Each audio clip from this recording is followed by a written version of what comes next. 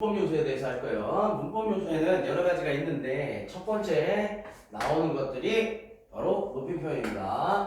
자, 문법 요소라고 얘기를 하는 건 뭐냐면 우리가 국어에서 문법을 할 때 여러 가지 표현들, 다른 것들이 그러니까 이제 문법이 어디에서 어떻게 쓰이느냐 그런 요소들을 얘기하는 거라고 생각하시면 돼요.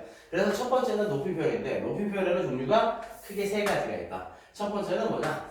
상대 높임법. 자, 상대 높임법이라는 건 흔히 얘기하는 대로 뭐 많이 들어봤을 거고 그 다음에 뭐 생소할 수도 있지만 중학교 때 배웠으니까 알 수도 있고 생소할 수도 있고 잊어버렸을 수도 있겠죠. 근데 상대 높임법이라고 했을 때 상대는 뭐냐면 종결어미를 통해서 상대, 그러니까 내가 얘기하는 상대방에 따라서 말을 바꾸는 거예요. 그러니까 높여주고 상대적으로 낮춰주고, 그러니까는 예의를 갖춰주고 갖춰주지 않고 이런 식으로 이해를 하시면 돼요. 자, 그 다음에 두 번째 주체 높임법이 있고, 그 다음에 세 번째 객체 높임법이 있어요. 자, 이 높임법을 어렵게 받아들일 친구들이 있는데 어렵게 받아들일 건 없어요. 자, 지금부터 선생님 설명 잘 들으면서 하나하나 따라옵니다. 상대 높임법은 다시 상대적인 거라고 했잖아요. 그러니까는 크게 다시 두 개로 나눠요. 뭐로 나누냐? 격식체와 비격식체로 나눕니다.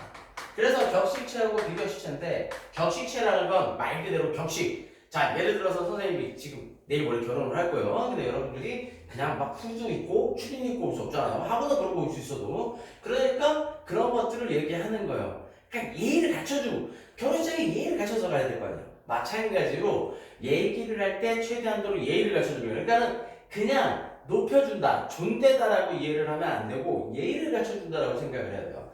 그래서 격식체에는 다시 네 가지가 있는데 하십시오체, 하오체, 하계체, 헤라체 이렇게 네 가지가 있어요. 그래서 하십시오체 같은 경우엔 어떤 식으로 이루어지는 거냐면 자, 우리가 흔히 소위 말하는 군대에서 얘기하는 뭐 다, 나, 까를 쓴다. 그러니까 뭐 하겠습니다. 알겠습니다. 뭐뭐 말이십니까? 이런 식으로 얘기하는 것들이 전부 다 하십시오체라고 쓰면 돼요. 그러니까 쉽게 얘기하면 밑에 있는 밑에 있다라기보다 화자가 청자한테 극존칭을 써주는 거예요. 최대한도로 격식을 갖춰주고 예의를 갖춰주는 거. 그래서 종결함을 통해서 뭐뭐 합니?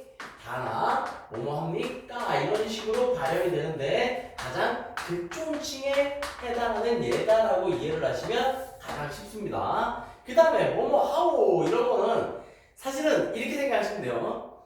애매할 때 사용한다고 쓰면 돼요. 애매할 때. 그러면 뭐 예를 들어서 어딘가를 갔을 때 순서를 기다리는데 앞에서 자꾸 밀려요. 그러면 자, 좀 빨리 좀 가주시오. 나도 이거 좀 같이 먹읍시다. 이런 식으로 얘기를 해서 불특정 다수, 그 다음에 내가 잘 모르는 상대방한테 얘기를 할 때 좀 더 예의를 갖춰서, 근데 예의를 갖춰야 될지 몰라야 될지 애매할 때 적당한 예의를 갖출 때 쓰는 게 바로 하우체라고 생각을 하시면 돼요. 그래서 청자의 위치를 정확하게 모를 때라고 생각을 하시면 좀 더 이해하기가 쉬운 거예요. 이해하기 쉽게 가르쳐 드리는 거예요. 그 다음에 하계체 같은 경우에는 높은 사람이 낮은 사람한테 얘기할 때 좀 더 예의를 갖추기 위해서 쓰는 표현이 하계체예요. 그래서 우리가 이제 제일 많이 듣는 것들 같은 경우에는 장인이나 장모가 사위한테 자네 이리 좀 와보게, 여기 앉아보게, 이것 좀 먹어보게 이렇게 얘기할 때 쓰는 표현이 주로 하계체라고 생각을 하시면 돼요. 그래서 높은 위치에 있는 사람이 아래 위치에 있는 사람에게 예의를 갖춰줄 때 라고 생각을 하시면 되고, 헤라체 같은 경우에는 우리 여러분들이 학생들이 제일 많이 들어봤을 거예요. 헤라체 같은 경우에는 어떤 식으로 생각을 하냐면 우리 엄마들이 주로 하는 거, 네 방 좀 치워라, 이것 좀 해라 라고 얘기할 때, 그럴 때 최대한도로 예의를 갖춰주는 표현이다라고 생각하시면 돼요. 그래서 높은 위치에 있는 사람이 말 그대로 이것도 낮은 위치에 있는 사람, 아래 위치에 있는 사람에게 아래 위치라기보다는 낮은 위치가 훨씬 낫겠죠. 그럴 때 조금 더 예의를 갖춰주는 표현이라고 생각하시면 돼요. 그래서 이런 것들을 우리가 그냥 하십시오 하고 하게 해라체라기보다 어떤 식으로 쓰냐면 하십시오체 같은 경우에는 아주 높임이라고 해요. 그래서 아주 높임, 아주 높여주는 거죠. 그래서 하우체 같은 경우에는 예사 높임. 그 다음에 하계체 같은 경우에는 예사 낮춤. 그 다음에 헤라체 같은 경우에는 아주 낮춤. 이런 식으로 쓰고 있습니다. 그러니까 이렇게 얘기를 하시면 좀 더 쉽게 얘기를 할 수 있어요. 자, 그 다음에 비격시제는, 자, 격식체가 얘를 갖춰주는 거라 했으니까 비격시제. 격식이 아닌 거죠. 격식을 안 갖춰도 되는 거. 그러니까 격식을 안 갖춘다 그래서 막 얘기를 하라는 게 아니라 좀 더 편하게 얘기할 수 있는 거. 그래서 해요체와 해체가 있어요. 그래서 우리가 선생님들이랑 잘 친하지 않을 때는 말하기도 좀 애매하고, 그 다음 서먹서먹할 때 낯가릴 때는 선생님들한테 선생님 좀 화장실 갔다 오면 안 될까요? 라고 얘기하기 전에 안 됩니까? 뭐 이런 식으로 쓰는 친구들도 있잖아요. 그런데 이제 친해지면 선생님 이거 해줘요, 좀 쉬워요, 이렇게 편하게 할 때 그게 바로 해요체가 되는 거예요. 그래서 요거는 뭐라 그러냐, 두루두루 높여준다 그래서 두루높임이라고 해요. 좀 친해지고 격식을 안 갖추긴 하지만 두루두루 높여주는 거기 때문에. 그 다음에 해체 같은 경우에는 말 그대로 우리가 선생님들이나 엄마가 뭐뭐 해라 했는데 말을 안 들으면 이제 엄마가 화가 나면 얘기를 하죠. 뭐뭐 좀 해! 네 방 좀 치워! 이런 식으로 얘기하는 것들이 전부 다 해체라고 생각하시면 돼요. 그래서 이거를 두루 낮춤이라고 표현을 하는 겁니다. 잘 이해를 하시면 쉽죠? 별로 어려운 얘기 아니에요. 자, 그 다음에 주체 높임하고 객체 높임. 자, 그런데 주체 높임하고 객체 높임을 설명하기 위해서는 뭐를 잘 이해를 하면 되냐면 문장 성분을 잘 이해를 하면 돼요. 주체와 객체잖아요. 그러면 주체는 뭘 높이는 거냐면 주어를 높이는 거예요. 문장에서의 주어. 그 다음에 객체 높이면 누굴 높이는 거냐? 문장에서 목적어나 부사어의 대상을 높이는 거예요. 자, 예를 하나 들어볼게요. 이런 식으로 생각해주세요. 할머니께서 용돈을 주신다 라고 얘기를 했어요. 자, 주셨다. 뭐 과거형으로 하면 더 좋지만 현재형으로 할게요. 그러면 자, 주신다니까 행위가 서술어예요. 그 다음에 주시는 건 누구예요? 할머니시죠. 할머니께서 주시는 거예요. 그래서 행위의 주체, 서술어의 주체를 주어라고 하는 거예요.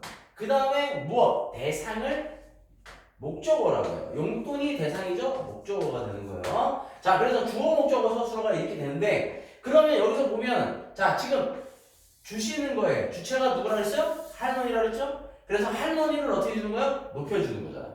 그런데 얘를 일반적으로 높임 표현을 쓰지 않은 표현으로 해보자 이거예요. 뭐 이렇게 얘기하면 안 돼요. 버릇없지만 할머니의 말 그대로 높임 표현을 쓰지 않은 표현으로 보자 이거예요. 그러면 할머니가 용돈을 준다.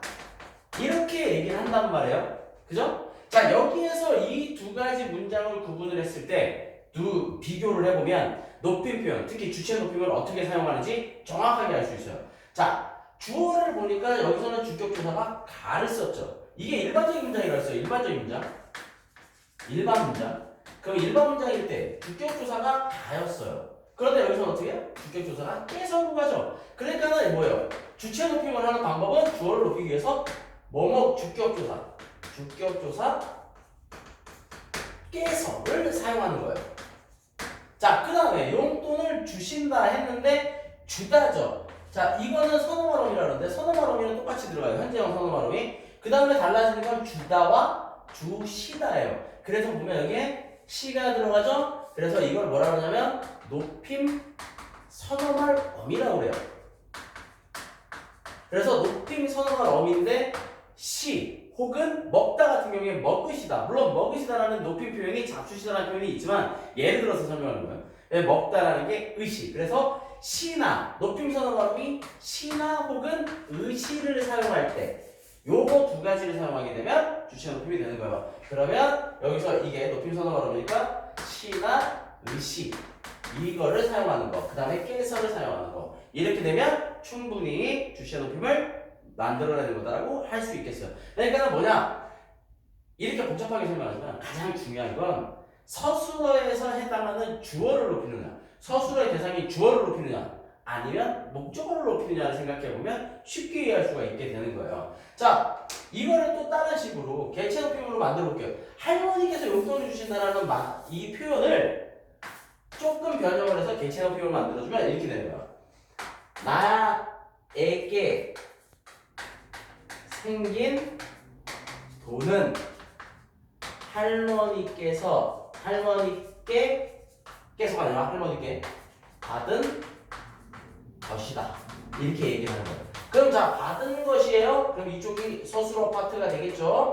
자, 그러면 받았는데 누가 받았어요? 내가 받았죠. 이게 주어예요. 그런데 누구한테 받았어요? 바로 할머니께 받은 거예요. 그러니까 할머니는 뭐야? 부사어가 되는 거예요. 그런데 아까 뭐라 그랬어요? 객체 높임은 부사어를 높이는 거랬잖아요. 그죠? 그러니까 이 부사어를 높였으니 어떻게 되는 거예요? 이건 객체 높임에 해당이 된다고 보시면 되겠어요. 그런데 여기서 비교해보면 여기서는 깨서를 썼네요? 근데 여기는 깨를 썼죠. 그러면 이거는 뭐라 그러냐? 이거는 주격 조사를 했죠? 그럼 이건 부사어 옆에 있으니까 뭐예요? 부사격 조사예요. 그래서 객체 높임은 부사격 조사 깨를 사용한다라고 생각을 하면 조금 더 쉽게 생각할 수가 있게 되는 거예요. 무슨 얘기인지 알겠죠? 자, 여러 가지 환경적인 요소 때문에 여러 가지 것들에 대해서 가볍게 쉽게 설명한 거지만 머릿속에서 기억해둬야 될 건 하나 중에 기억해둬야 될 가장 중요한 하나는 뭐냐면 주체 높임법은 결국엔 주어를 높인다는 개념. 그래서 문장에서 주어를 찾을 수 있어야 돼요. 그 다음에 객체 높임법은 목적어나 부사어를 높인다라는 거. 이런 식으로 이해를 하시면 돼요. 그런데 이 주체 높임하고 객체 높임 같은 경우에 그냥 이것만 따로 쓰고 이것만 따로 쓰느냐? 그렇게 되는 건 아니에요. 여러 가지가 복잡하게 쓰이는 경우들이 종종 있어요. 자, 문장을 하나 생각을 해봅시다. 자, 주체 높임과 객체 높임을 두 가지를 다 쓰는 거예요. 자, 그랬을 때 보면 내가 할머니를 모시고 병원에 간 것을 어머니께서 모르셨다. 아, 그런데 이렇게 하면 좀 애매하니까 내가라기보단 내가를 말고 누나가 이렇게로 바꿉시다. 그러면 여기는 엄밀히 따지면 문장이 이게 하나잖아요. 이게 문장이 하나예요. 근데 이 문장 안에는 엄밀히 따지면 두 가지가 있는 거예요. 그래서 주체 높임과 객체 높임이 다 쓰이는 거예요. 뭐냐면 첫 번째로는 모르셨죠. 이게 가장 중요한 서술어 중에 하나예요. 근데 누가 몰라요? 어머니께서 모르셨어요. 그러니까 여기에서는 이미 아까 얘기했던 것처럼 주격조사 깨서는 썼잖아요. 그러니까 어떻게 되는 거예요? 여기서는 주체 높임이 사용이 된 거예요. 주체 높임이죠. 주체 높임. 그런데 누나가 할머니를 모시고 병원에 갔어요. 그래서 여기 문장이 하나 더 있는 거예요. 가다니까 동사니까 얘는 서술어 역할을 할 수가 있어요. 그럼 얘가 서술어가 된 거예요. 그러면 누나가 모시고 갔어요. 누구를? 할머니를 모시고 갔어요. 그렇기 때문에 여기에서는 뭐가 사용이 된 거예요? 여기서는 객체 높임이 사용이 된 거예요. 그러니까 이런 식으로 문장 하나에 사실은 엄밀히 따지면 문장 하나가 아니라 문장이 두 개죠. 그런데 이런데 이렇게 동시적으로 주체 높임과 객체 높임이 쓰이는 경우가 있어요. 그런데도 불구하고 쉽게 찾을 수 있다라고 얘기를 할 수 있는 이유는 뭐냐면 바로 서술어 때문이에요. 모르셨어요? 그 다음에 누나가 할머니 병원에 모시고 갔어요. 이렇게 됐잖아요. 그러면 이거를 뭐라 그러냐면 이제 나중에 배우겠지만 이거는 이렇게 해갖고 꾸몄기 때문에 관형절을 아는 문장이에요. 그 다음에 여기서는 또 어머니께서 모르셨다니까 일반적인 문장이 하나 돼요. 그래서 이 문장은 관형절을 아는 문장이에요. 그렇기 때문에 이 관형절에 해당하는 누나가 할머니를 모시고 병원에 갔다는 객체 높임이고 그 다음에 문장, 주어 서술어가 되는 이 파트는 주체 높임이 되는 거예요. 이런 식으로 주체 높임하고 객체 높임은 쉽게 목적어나 부사어를 높일 거냐 주어를 높일 거냐 이렇게 생각을 하면 이 문제는 쉽게 풀 수 있습니다. 무슨 얘기인지 아시겠죠? 자, 그 다음에 두 번째는 현재 시제, 그러니까 시제와 그 다음에 부정 표현 들고 와서 하도록 할게요.